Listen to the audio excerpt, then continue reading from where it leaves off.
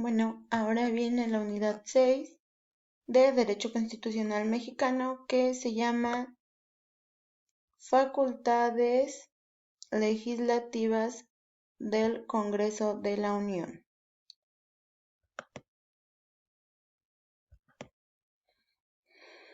En esta unidad, en el tema 6.1, encontramos el derecho de iniciativa de ley. Este derecho de iniciativa de ley se encuentra fundamentado en el artículo 31 constitucional, en el que dice que el derecho de iniciar leyes o decretos le compete, en primer lugar, al presidente de la República. En segundo lugar, tenemos a los diputados y senadores, que son las cámaras que integran el Congreso de la Unión. En tercer lugar, tenemos a las legislaturas de los estados y de la Ciudad de México. En cuarto lugar, a los ciudadanos. Pero, ojo, aquí hay una pequeña excepción, un pequeño requisito que dice que debe de ser, para que sea una iniciativa aceptada que hayan hecho los ciudadanos, debe tener al 0.13% de la lista nominal de electores. ¿Esto qué quiere decir? Que yo solita, Carolina Vázquez Salinas, no puedo ir y presentar una iniciativa de ley. Debe de tener el apoyo del 0.13% de la lista nominal de electores para que ésta pueda ser ingresada como una iniciativa de ley. Ahora sí, en el tema 6.2 tenemos las facultades del Congreso de la Unión. Todas estas facultades realmente son muchas y están en el artículo 73 constitucional. Las podemos consultar en el momento que queramos, cuando queramos. Aquí puse algunas solamente para darnos una idea o para ejemplificar, porque realmente son muchas y es muy tedioso. La primera facultad que está en el artículo y que puse aquí también es que tiene la facultad para admitir nuevos estados a la Unión Federal. Es decir, tenemos nuestro territorio y si llegase a suceder que, por ejemplo, quisiera un ejemplo que sería muy agradable y muy interesante que llegara a querer regresar Texas, el Congreso de la Unión va a analizar ese caso y si él considera que es posible y que está muy bien, pues se acepta que se integre a la Unión Federal. Posteriormente, aquí tenemos otra que dice que es para formar nuevos estados dentro de los límites que ya son existentes. Así como conocemos nuestra república con la formita que tiene y todo, si llegara a suceder que, por ejemplo, el estado de Veracruz se quiere separar y que ya nada más la mitad quiere ser estado de Veracruz y la otra mitad se quiere convertir en otro estado, pues el Congreso de la Unión será quien tendrá la facultad para analizar y crear ese nuevo límite en un lugar que ya está existente para crear el nuevo estado. También tiene la facultad para cambiar la residencia de los supremos poderes de la Federación. Como ya sabemos, los poderes están ubicados o habitan en la Ciudad de México. En caso de que llegase a suceder o se llegase a suscitar que estos poderes se tienen que cambiar de residencia, pues el Congreso de la Unión tiene esta facultad para revisar si está en términos y si es así, pues los cambian. También tienen la facultad para legislar en materia de deuda pública, para declarar la guerra en vista de los datos que presente el Ejecutivo. No es solo declarar la guerra por declararla, sino que ellos analizarán lo que diga el Poder Ejecutivo y si ellos consideran que es necesario y que es conveniente usar esta facultad bélica, pues se hará uso de ella y se va a declarar la guerra. Luego también tienen facultad para legislar en cuestión de la bandera, el escudo e el himno nacional. Por otro lado, también tienen facultad en materia de protección de datos personales en posesión de particulares. Es decir, que si yo me piden mis datos personales para elaborar algún trámite o cosas así, el Congreso de la Unión pues me los va a resguardar. La última fracción con la que cuenta este artículo es esta que tengo por aquí, donde dice que tiene la facultad para expedir todas las leyes que sean necesarias, objeto de hacer efectivas las facultades anteriores. ¿Qué quiere decir esto?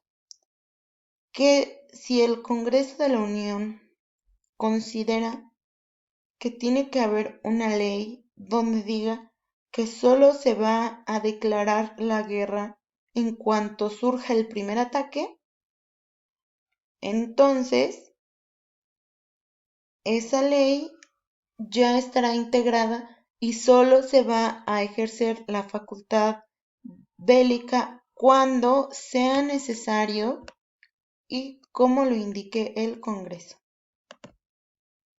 Posteriormente encontramos el tema 6.3, donde viene la Cámara de Origen y la Cámara Revisora. La Cámara de Origen es donde se discute, analiza o aprueba en primera instancia la ley o decreto presentado por quien ejerce ese derecho constitucional. Esto quiere decir que la Cámara de Origen es donde llega esta iniciativa de ley, ahí se discute, analiza, y si ellos creen que así como está bien, la envían a la Cámara Revisora. La Cámara Revisora es quien conoce y tiene como atribución analizar y dictaminar según su propio criterio una iniciativa de ley.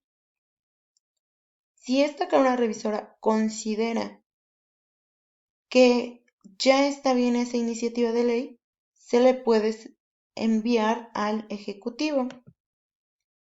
Posteriormente, estas dos cámaras tienen una regla en común.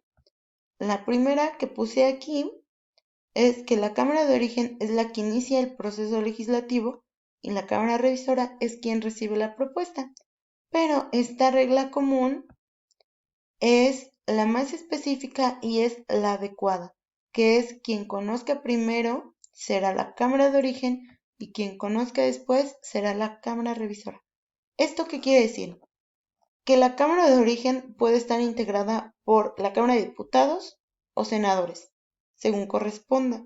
Es decir, si el Ejecutivo envía una iniciativa de ley y se le envía a la Cámara de Diputados, entonces la Cámara Revisora es quien efectuará el papel la Cámara de Senadores. Es decir, la Cámara de Origen sería la Cámara de Diputados y la Cámara Revisora sería la Cámara de Senadores. O puede ser al revés, el Ejecutivo envía una iniciativa a la Cámara de Senadores, ella sería la Cámara de Origen y la Cámara de Diputados sería la Cámara Revisora. Posteriormente viene el tema 6.4, que es el tratamiento interno de las iniciativas, y de ahí viene el subtema 6.4.1, que es el estudio de comisiones. Aquí se hará un análisis de la iniciativa de ley y ya se determinará si están bien repartidas las comisiones, cómo va la iniciativa de ley y todo eso. Luego viene el tema 6.4.2, que es la elaboración del dictamen y primera lectura. El dictamen se refiere a que una vez aprobado en las comisiones es dado a conocer por primera vez a los diputados al ser incluidos en el orden del día de una sesión ordinaria del Pleno de alguna de las dos cámaras, y ahí es donde se da la primera lectura y se determina cómo va este asunto. Luego viene el subtema 6.4.3, que aquí es la segunda lectura y la discusión en lo general y lo particular. En esta segunda lectura ya viene una opinión más técnica y especializada, de la iniciativa, donde se da una proposición con punto de acuerdo o asunto o petición sometida a su análisis, de igual manera se integra al día de una sesión como asunto de debate, votación o aprobación. Es decir, ya que se dio la segunda lectura, ya que todos la escucharon, analizaron, se discutió y todo, se puede aprobar o se pueden buscar los pros y los contra de esta iniciativa. Posteriormente viene el qué pasa con las iniciativas desechadas en la Cámara de Origen. Si una iniciativa es desechada en la Cámara de Origen, como aquí lo dice, todo proyecto de ley o decreto que fuera desechado en la Cámara de Origen no podrá volver a ser presentado en las sesiones del año. Y si llegara a suceder que yo presenté una iniciativa de ley en el 2009 y me la desecharon, para el 2020 puedo volver a presentar una iniciativa de ley, pero la voy a tener que replantear, la voy a tener que cambiarle un poco su estructura. Va a seguir teniendo la misma esencia, pero se va a cambiar la estructura porque si no me la van a volver a desechar luego. En el tema 6.6 tenemos las iniciativas reformadas por la Cámara Revisora. Cuando la Cámara Revisora se le haya sido entregado una iniciativa de ley y ésta considere que no está todavía bien para enviársele al Ejecutivo, se regresará a su Cámara de Origen, que es donde se corregirán las observaciones que marca la Cámara Revisora, y posteriormente que se corrijan, vuelve a ser enviada a la Cámara Revisora para que ésta la analice y si ya la aprueba, se envía al Ejecutivo. Ahora, ¿qué pasa con la derogación de las leyes o los decretos? Esta derogación es la abolición, anulación o revocación parcial de la norma jurídica, ley o decreto. Es decir, que se quita esa ley o ese decreto que estaba vigente en ese momento. ¿Ok? Para el tema 6.8 tenemos el veto presidencial. Este veto presidencial hice mención anteriormente de él, pero no con este nombre, ¿ok? El veto presidencial es la facultad que tiene el jefe de Estado para oponerse a una ley o decreto que el Congreso de la Unión le envía. Como ya lo expliqué, la Cámara de Origen le envía a la Cámara Revisora esa iniciativa de ley. Si esta Cámara Revisora considera que ya está bien, se le envía al Ejecutivo.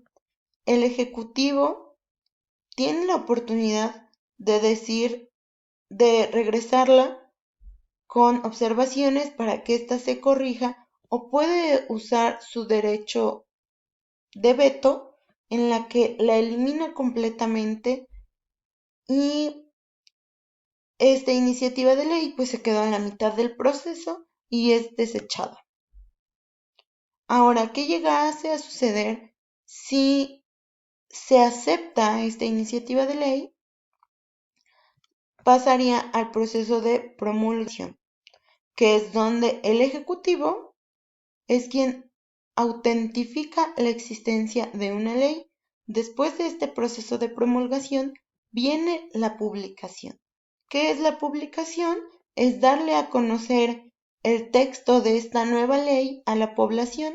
La publicación se puede dar mediante el Diario Oficial de la Federación, que sería a nivel federal, o la Gaceta de Gobierno a nivel estatal. Bueno, pues esto sería todo respecto a la unidad 5 y 6. Espero no haber revuelto mucho el tema y muchas gracias.